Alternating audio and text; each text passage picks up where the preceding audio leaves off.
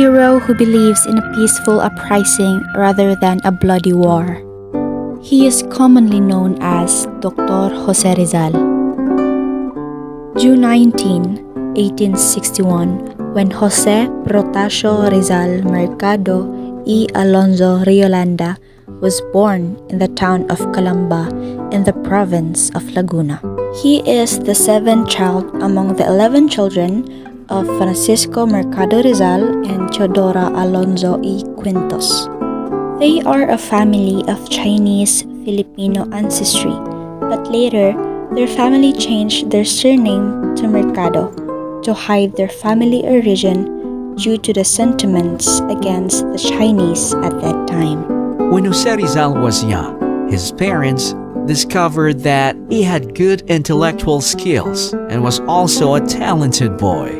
That's why, at the age of 3 years old, he already knew the alphabets, in which his mother became his first teacher. And at the age of 5, he already knew how to read and write.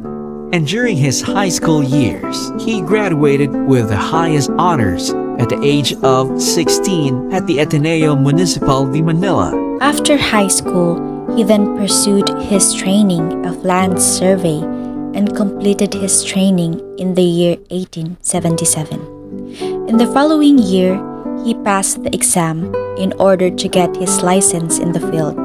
But unfortunately, because he was only 17 at that time, he was unable to receive a license due to underage. And for that circumstance, it made Jose Rizal decide to take a class and become a medical student at the University of Santo Tomas. However, because of alleging discrimination of Dominican professors against Filipino students, he later decided to quit the school. And then, in May 1882, without his parents knowing, Rizal went to Madrid. Upon his arrival, he enrolled at the University Central de Madrid as a medical student. Later, in June 1884, he received his medical degree at the age of 23. The following year, Jose Rizal graduated from the Philosophy and Letters department. But then again, his journey of being a student still has not yet ended. So after he graduated to the Philosophy and Letters department, he also took the field of ophthalmology. This is because he was inspired by his mother's progressive blindness. So he studied at the University of Paris and then to the University of Heidelberg to further his knowledge in ophthalmology. And in the year 1887, Jose Rizal finally finished his second doctorate at Heidelberg. Then later, Jose Rizal decided to move to Europe, where he remained there for 10 years. After reading Harriet Beecher Stowe's work, Uncle Tom's Cabin, he was inspired to create his own novel on the same subject to expose Spanish colonial oppression in literature. Rizal's first novel, No Me Tangere or Touch Me Not, was released in 1887, and it was a passionate expose of the injustices of Spanish authority in the Philippines. El Filibusterismo 1891, The Reign of Greed, is the sequel, positioned his reputation as the prominent voice of the Philippine reform movement. In the years 1884 to 1885, the first half of No Me Tangere was written in Madrid, Spain, while Dr. Jose Rizal was studying medicine. The second half of the novel was written then from time to time. The novel was finished on February 21, 1887, ready for printing in Germany, but the exact date of publication of the first novel by Dr. Jose Rizal was March 21, 1887, and was printed in Berlin, Germany. In the town of San Diego, power is divided among different figures, each with their own distinct characteristics and roles. Don Rafael, despite being the wealthiest and owning vast lands, fails to garner support from the townspeople due to his modesty and undervaluation of his accomplishments.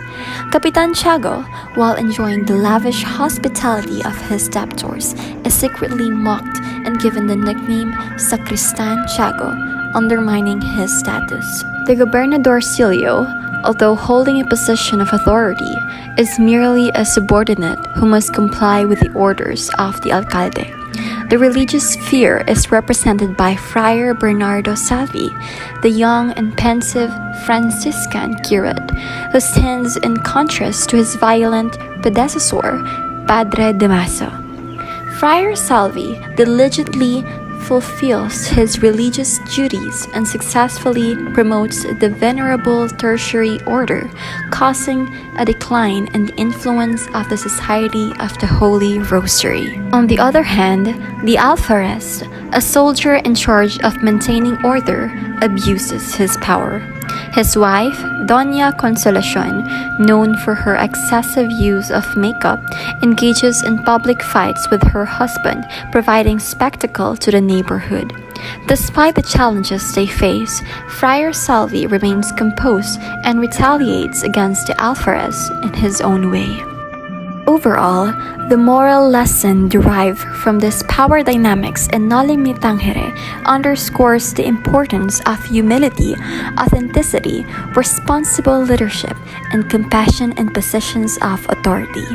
It encourages individuals in power to wield their influence wisely and for the betterment of the community, recognizing that true power lies not in dominance but in serving the needs and aspirations of the people.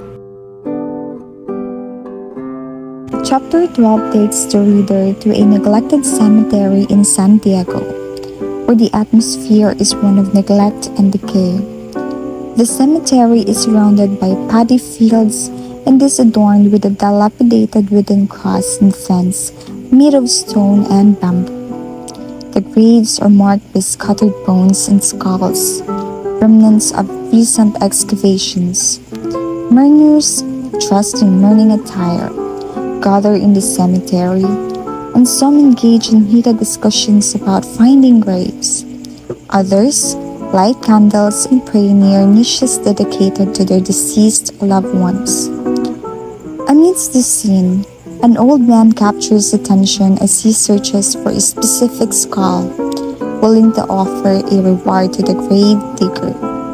However, the indifferent grave digger is unaffected by the old man's search, more focused on chewing boyo and observing the activities around him. This chapter paints a somber picture of society's apathy towards death, where the cemetery becomes a neglected and desolate space, and the rituals and reverence for the departed seem to be fading away. The moral lesson in this chapter reminds us of the importance of respecting and cherishing the lives and memories of the departed, as well as the need for a deeper appreciation of the transient nature of our own existence. It prompts us to reflect on how we engage with death, the rituals we observe, and the legacy we leave behind for future generations. In chapter 13, as Ibarra visits his father's grave, he discovers that the cross and grave have been disturbed. The grave digger reveals that the cross was burned and the body moved on orders from the fat curate. Ibarra becomes overwhelmed with anger and frustration.